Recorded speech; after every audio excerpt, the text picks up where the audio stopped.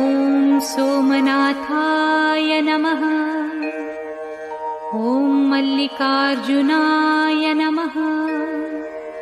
ॐ महाकालेश्वराय नमः। ॐ ओंकारेश्वराय नमः। ॐ वैद्यनाथाय नमः।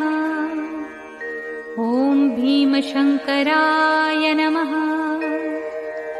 ॐ रामेश्वराय नमः। ॐ नागेश्वराय नमः। ॐ विश्वेश्वराय नमः। ॐ त्र्यंबकेश्वराय नमः। ॐ केदारेश्वराय नमः।